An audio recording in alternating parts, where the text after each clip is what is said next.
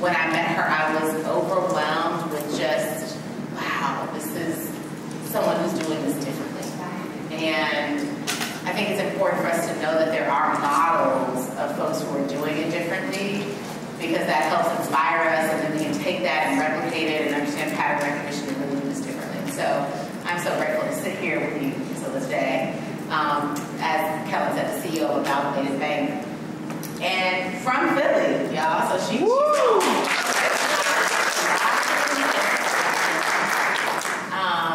we're so grateful to them for hosting. And so we're just going to spend a few minutes chatting. I got some questions for her. She's going to respond, and then we'll open it up for a few minutes for questions so folks can dig in with us a little bit. We're just, excited about the conversation. So I'll turn it over to Priscilla. You all know me. You heard from me earlier, so I don't need to do anything except say, Priscilla, why don't you tell them a little bit about your journey professionally and how you ended up as the CEO of Amalgamated Bank? Sure. First of all, hey, everybody. Hey. I hear you have a big day, a lot going on. I also heard I'm the only thing standing between you and a drink. I know what that's like, so at any point you can sort of do this and I'll know it's time to cut it. So I am, as mentioned, I'm the CEO of a mid-sized bank called Amalgamated.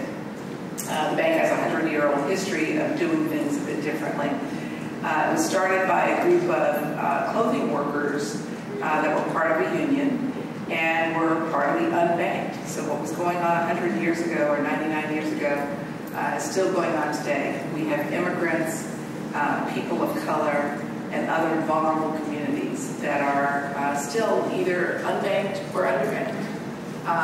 And since capital drives a lot of the decisions and activities, that's pretty incredible. How I got here is I spent a lot of time in financial services. I started out doing something different. I actually started the first show focused on small businesses in television right out of the journalism school called Inside Today's Economy in San Francisco. And as I was San Francisco, from the Bay Area. I came to the U.S. when I was 14, and I came to the Bay Area. And I really, I did that, or I was passionate about that, because I recognized then, as an immigrant and as someone who saw other people coming in, that you really, it was difficult to rely on large entities, on large corporations. You needed to actually sort of find a need and fill it. And if you could do that, maybe you could make this whole thing called the American Dream work, which I thought was enticing.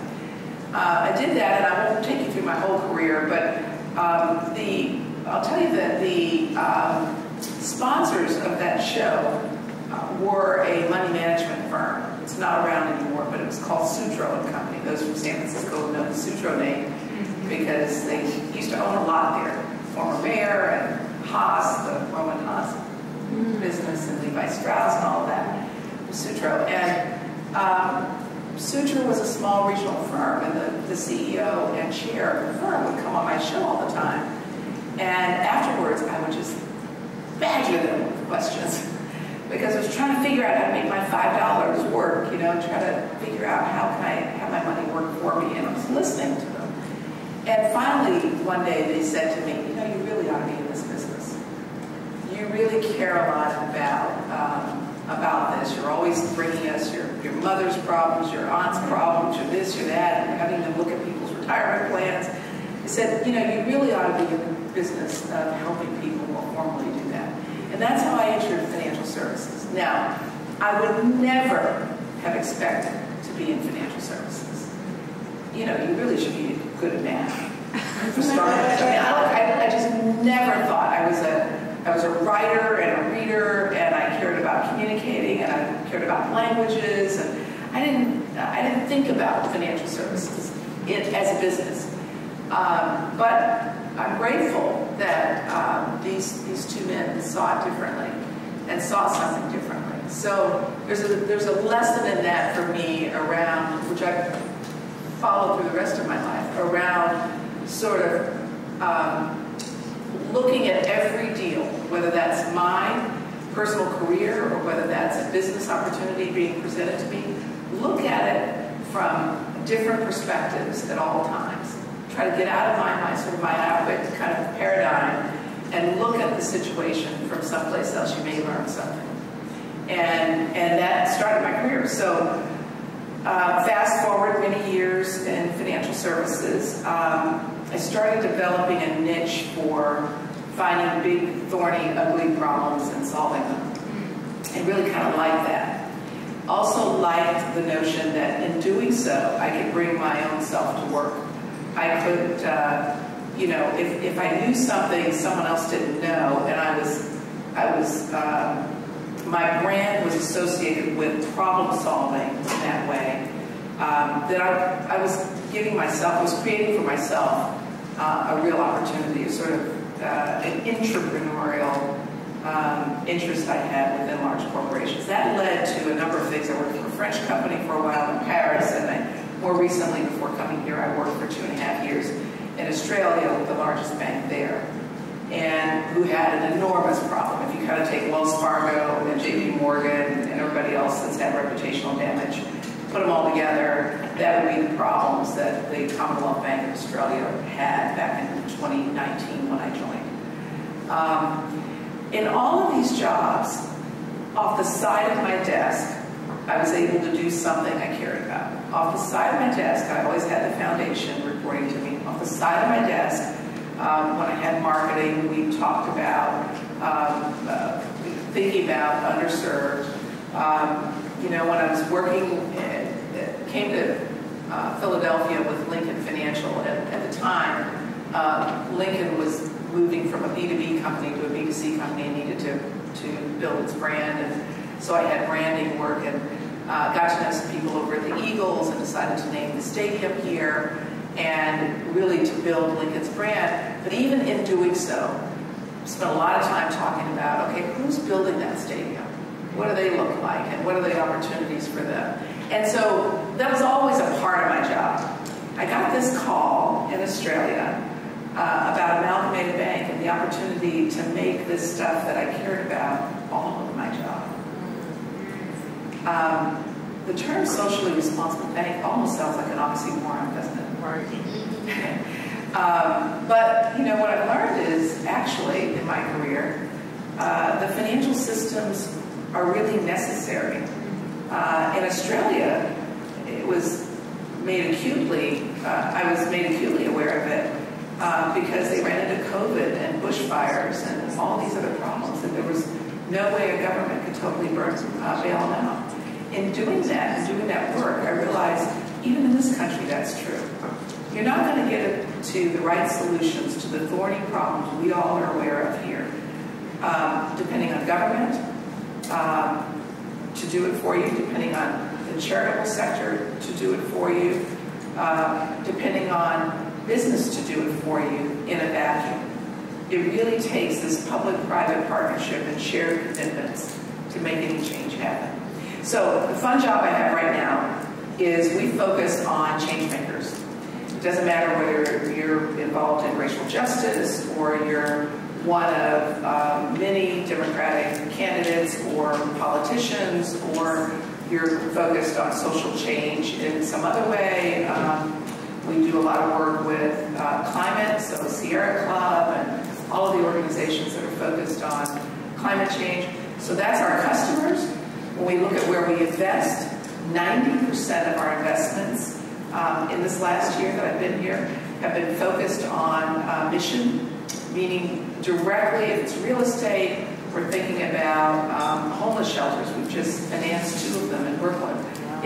Or community development, financial institutions who we're partnering with to do low-income housing, which is needed all over this country. If it's mortgages, we're doing a lot of what are called PACE loans. These are loans that enable people to put solar panels or do other things in their home to make them more efficient.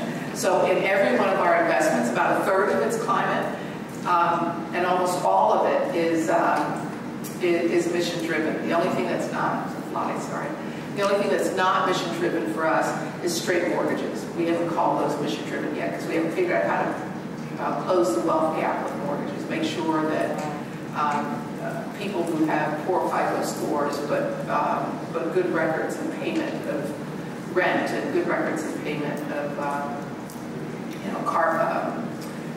cell phones and things like that are given credit for that. We haven't figured that out yet. So when we figure that out, it's going to be 100% of what we do. That's a long answer. No, that's a great answer.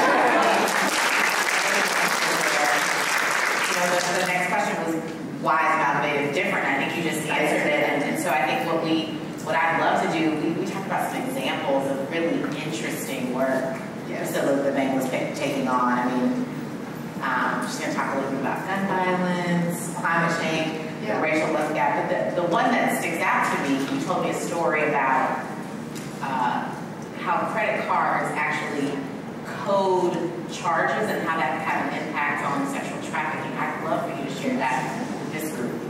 Yeah. So this is great because it will give you an example of how financial institutions are important in the solutions that we need. So the story I was telling you was about, we have algorithms that watch your credit card activity. So if you've ever gotten a fraud alert in a text message, this is the result of an algorithm that has noticed some aberration, right? Either you're in New York and you charge something there, and suddenly you charge something in San Francisco, and both of them require the individual to be, both charges were done by a person in person, not an online charge. Those kinds of things are aberrations, and we look for aberrations in order to detect crime of all sorts. So the story I was telling you was about an individual got onto 95, the interstate here, and stopped off one exit and paid less than $100 for a hotel room. And then went back on the freeway, went down a couple exits, got off, and did the same thing at a different hotel. Got back on the freeway, went down a while, got off, did the same thing. Did this 4 times. What those had in common, what our algorithms picked up, is that it was always a cheap hotel. It was done within a compressed period of time. And shortly after those purchases were made, there were small amounts of money that started coming into this individual's account. So it could be Venmo, it could be other kinds of transfers. So you kind of give it away. That was a situation where an individual was trafficking young girls, 4 girls under the age of 15, because we had a merchant code that told us where he was spending that money. Our algorithms could pick up that this is potentially a crime, and we filed something called a suspicious activity report, and that SAR goes to the appropriate body. In this case, he crossed state lines, so it went to FinCEN, it went to the financial regulator first, who then forwarded it on to the FBI, and now an individual has been captured, and 4 young girls have hopefully been returned to a better place. This happens all day long. It doesn't just happen with us. SARs are filed by every financial institution across the U.S. In order to do so, we need merchant codes. And we have merchant codes. So if you go get your shoes shined, there's a merchant code for that. If you had your nails done recently, there's a merchant code for that. If you get a facial, guess what? There's 2. There's the med spa facial, but there's the not. We have merchant codes for all of the purchases you make, except there are no merchant codes for gun stores. Wow. Think about that. Why is that important? I think you figured it out. I can tell by your response. 59 people died in Las Vegas because a mad person bought $95,000 worth of guns and ammunition in the months preceding that catastrophe. $95,000. If we'd had a merchant code for gun stores 3 months prior to that crime being created, we would have filed so many SARs that the authorities would have had no choice but to pick this individual up.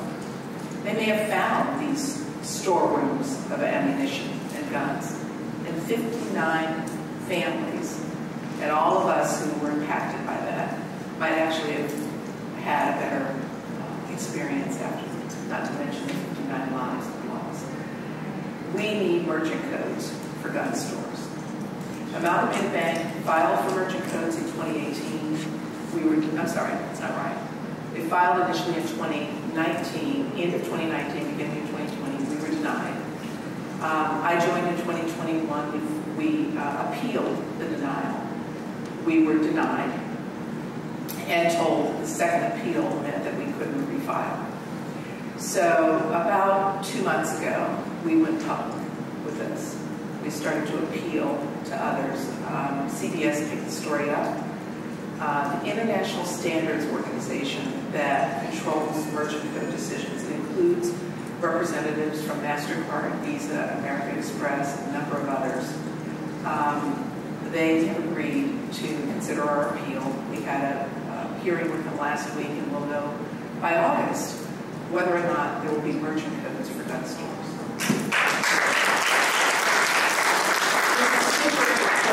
If you don't hear about it, please write about it, yell about it, talk to somebody about it.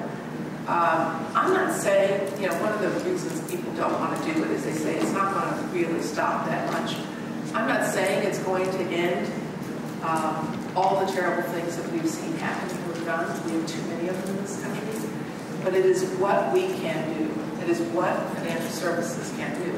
And we are responsible when this activity is happening across our rails. You're using our institution to make these things happen, and we should stop. So appreciate your applause and really appreciate your keeping up with the story. We may need you all. We're going to open up for questions in just a moment. I want to ask Priscilla to talk a little bit about what folks might be asking of their financial institutions or things they might be requiring of them as they think about who they bank with and engage with. Yeah, that's a great question. So not only your financial institutions, but anybody you buy anything from. First of all, get to know, do you know what a B Corp is? Who's ever heard that? Okay, great. This is like a group here. So, think about B Corps when you think about making a purchase or transacting in any way. Just think about it. I mean, look them up, get to know who they are. My daughter said, you did some better fashion with the B Corps. I realize that not everything you do will be with D Corp, but be aware of who they are. They have to go through, these are organizations that have gone through a great deal of scrutiny. They're not only talking the talk, but they're walking the walk. They have to prove it with an independent body. So think about that. But in other ways, think about who you transact business with. Whether that's a bank, whether that's where you buy your clothes or your food. Are they considerate of the economy, the environment? Are they doing business with suppliers who look like you? Are they thinking about women's rights and racial justice in their practices? What do their employees think of them? What sort of rating do they have as an employer? Just give some thought to those things, particularly the areas where you have a choice. I tell people when you're going on Amazon, I know a lot of people buy off Amazon. We could talk about Amazon, but if you're buying from vendors on Amazon, you often have a choice. You don't have to choose, and generally there's not a price difference, and if there is, it's small. Think about that. The other thing I would say is that we have a responsibility to you as a financial services industry to do better than we've done around closing the wealth gap. But you also have a responsibility. And that responsibility is to be aware of how you're spending your money. Now, one of the things that I observe, and I know others have too, is that as women and people of color, we give a lot. If I ask you right now how much money you've given to charity in the last year, you could probably tell me. you probably know what you've given to a 501c3 organization. It may be because you've gone to a party that was managed by a charity, or it may just be because you have a passion about something and you've given to it. But if I ask you how much money you have spent in other ways, not with 501c3, no tax credit associated with it, just in helping out the person down the street or the relative, you probably don't know that number. And probably you don't know it because you do it so much. It's those little, it's that $20, it's that $50, it's that $200 that you aren't as aware of that really does add up. I'm not telling you to stop doing it. I'm telling you to track it. And I'm telling you to also give to yourself as much as you're giving to everyone else. Put aside money. That capital will be needed. It isn't how much you make, it's how much, my kids hate this. It's how much you keep. But that capital is going to be needed by something really important that's going to be a bigger benefit to all the people you care about over time. Okay, stop preaching.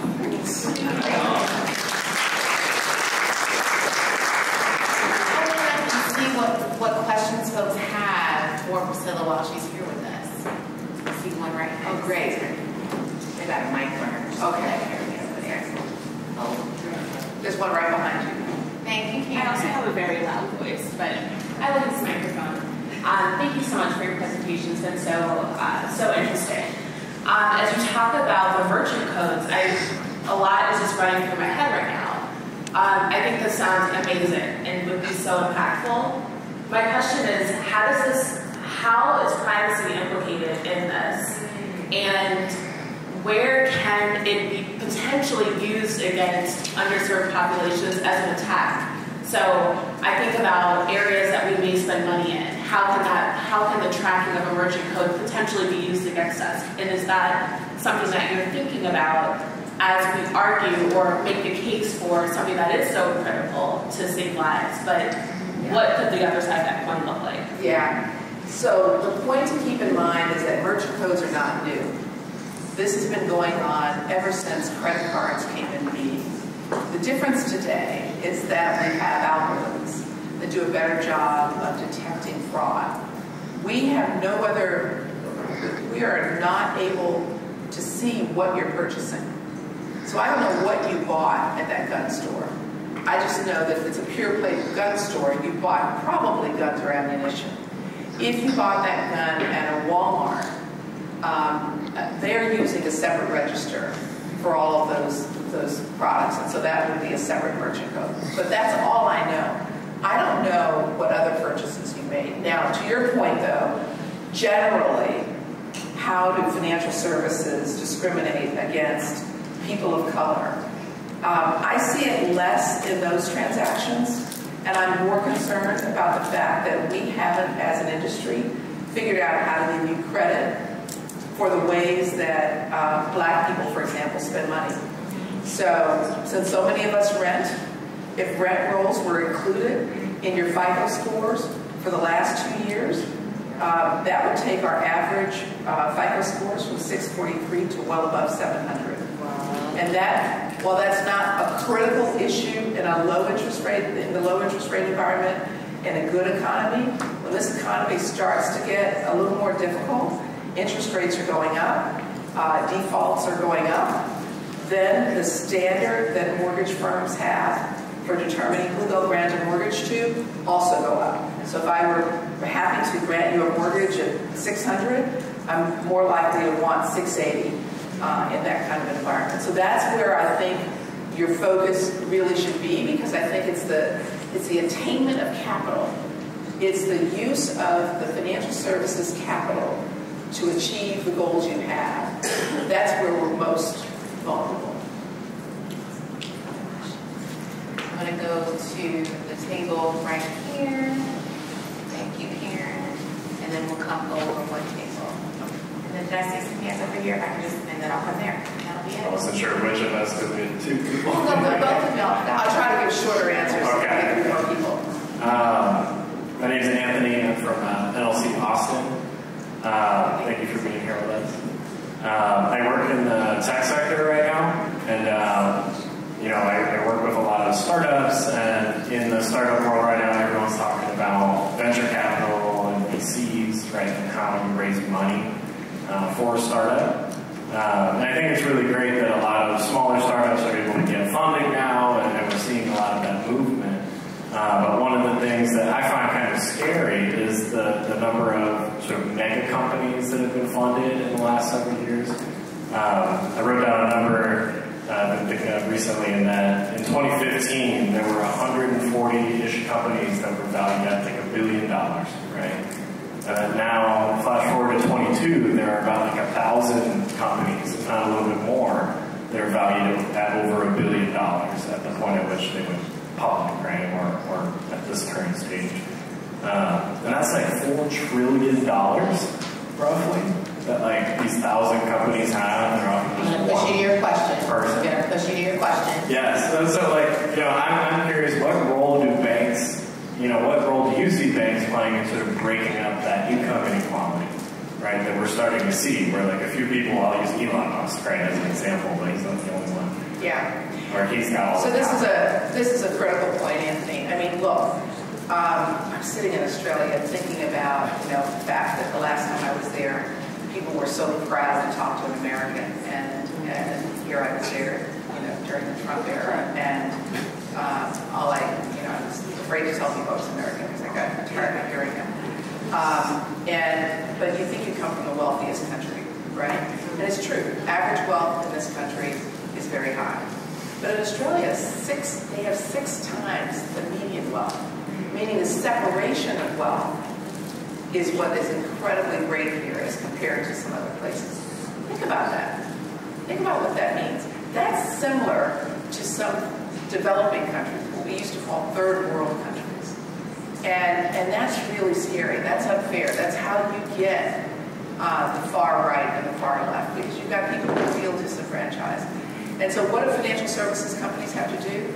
We've got to support the small businesses that represent the large employee base, represent innovation, that represent entrepreneurship, and it's the opportunity that brass ring that people feel they can actually reach for is happening there. And that's, in my mind, that's what we have to do. Now, there's other pieces. It's a complex problem. There are other pieces to it. I love the CDFIs are doing. I love there's so many funds that have been set up in your space to support brown and black entrepreneurs, specifically around technology. So there's lots of pieces, but in a nutshell, it is supporting small businesses and providing access to capital. I'm going to go to here, and then we're going to come across, and that'll be the last couple of questions. Thank you. My name is Ayana Williams. I'm from Washington, D.C. So we have some great local banks like Harbor Bank, Industrial Bank, which are owned by City First. Yeah, non-traditional, as my dad calls it, communities of black and brown women. So personal question. I want to invest in product and in banking institutions that represent people like me, or that are owned or run by people like me. But what I found is sometimes those institutions don't have the widest selection of financial services or the best rates that might help me and my family be able to lessen that wealth gap. So what do you say to someone who says, I want to invest in a company, in a bank, I want to put my mortgage there, but I'm worried I won't get the best services, or I want to invest in a woman-owned investment fund, but I'm worried my IRA won't go as far if I put it with a Bank of America or a Wells Fargo. What would you say? Yeah, I don't think the facts bear that out completely. There are people who place a premium on money center banks and take a lower return as a result. So that side is true as well. I would encourage you to look at the GABV banks, globalized banking values. I think you should also think about the B Lab and B Corp financial institutions.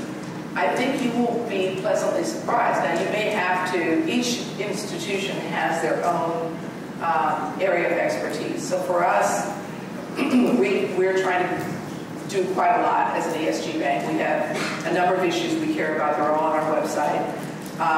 Not everybody is that way. Some banks go deeper in one particular area. A women's bank focusing on women entrepreneurs. A green bank focusing on climate exclusively.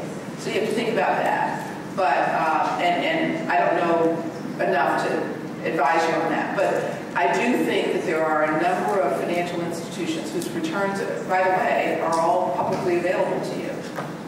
You can compare them, and there are entities that compare them for you. So I'd say it's a little more research. It's kind of like the answer when people say to me, I can't find a black woman to hire for a position. I say, look, you may have to look in some place that's a little different than you're looking right now, but we're here.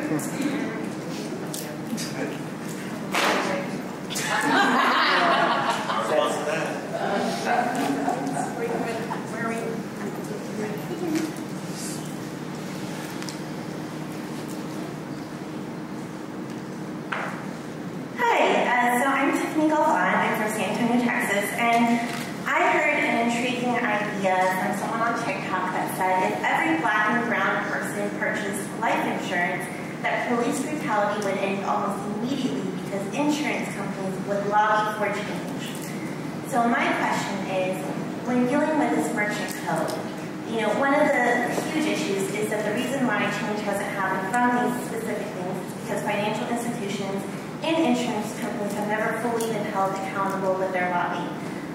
What pushback do you see, or what do you feel like needs to happen for you to be able to successfully leverage these other representatives so that this opportunity of merchant codes can come to fruition? Well, that's a really good question on merchant codes.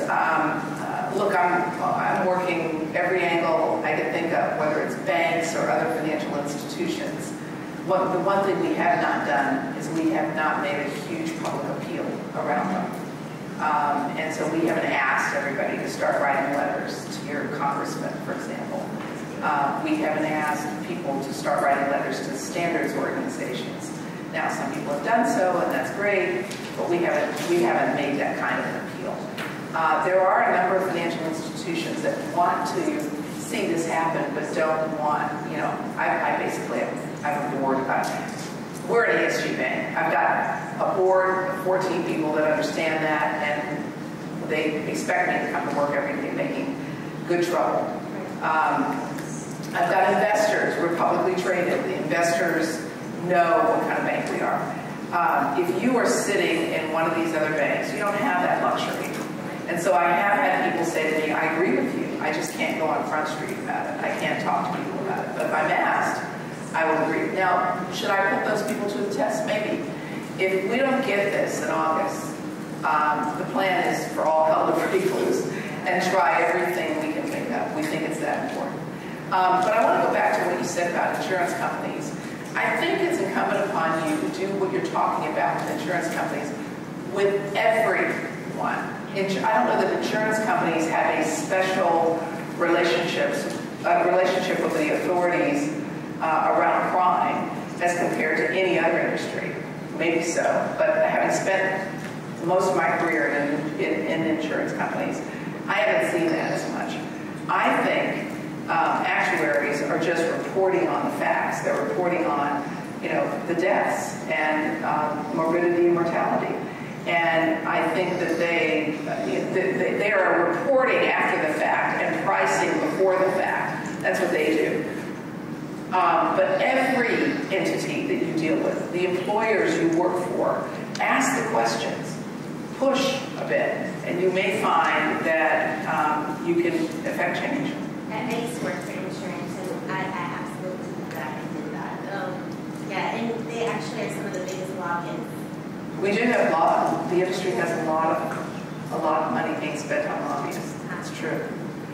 So I know there were other questions, and I know there were many voices who probably wanted to get in, and I'm going to appreciate folks who are being flexible, and I'm trying to hear from as many people as we can while we're together.